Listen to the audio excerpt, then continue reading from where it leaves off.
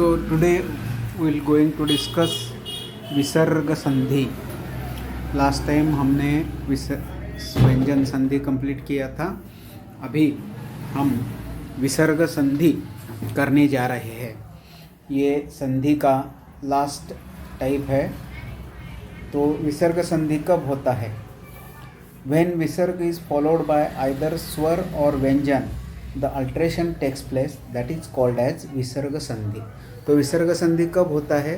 पूर्व पद में विसर्ग हो और उत्तर पद स्वर या व्यंजन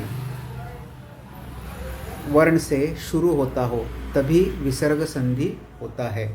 तो विसर्ग संधि के 4 टाइप्स जो है मुख्यतः ऑकरेंस ऑफ उकार, दैट इज उत्वादेश संधि.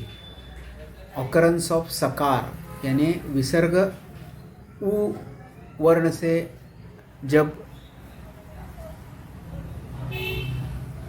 रिप्लेस होता है विसर्ग, तो ये उत्वादेश संधि होता है. जब स वर्ण विसर्ग के बदले आ जाता है तो सकारादेश संधि होता है. जब विसर्ग का लोप होता है तो लोप संधि होती है. और विसर्ग के बदले र जब आता है तो रेफादेश संधि होती है. ऐसे मुख्य 4 प्रकार इस व्यंजन विसर्ग संधि में रहते हैं. तो एक एक का उदाहरण एक शॉर्ट देखेंगे.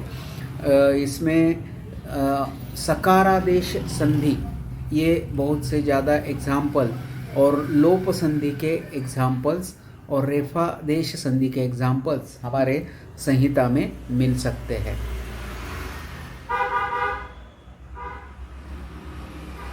तो पहले ऑकरेंस ऑफ उकार, विसर्ग के बदले जब उ वर्ण आता है तो ये विसर्ग संधि होता है.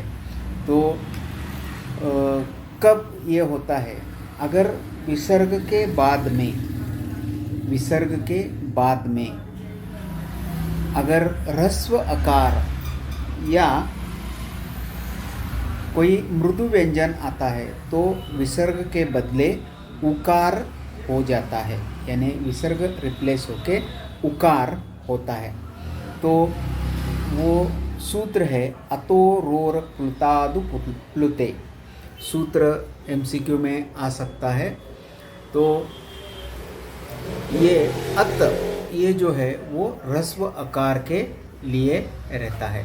तो विसर्ग हमेशा स्वर के बाद ही आता है, यानी पूर्व पद के अंतिम अक्षर में स्वर होगा और उसके बाद विसर्ग होगा, तभी विसर्ग संधि हो जाएगा. तो ह्रस्व और दीर्घ आकार उकार में चेंज होता है. तो कब ये हो जाता है? इसके लिए एग्जाम्पल दिया है देवः प्लस अयम. इधर विसर्ग पहले ह्रस्व आकार है व का, और उसके बाद का जो उत्तर पद का स्वर है वो अ है, अयम. तो देव प्लस उ प्लस अयम, क्योंकि इस अतोर और प्लुतादु प्लुते इस सूत्र से विसर्ग के बदले उ आ गया. तो ये हो गया देव प्लस उ प्लस अयम, देवो अयम. ऐसे इसका आंसर दिया.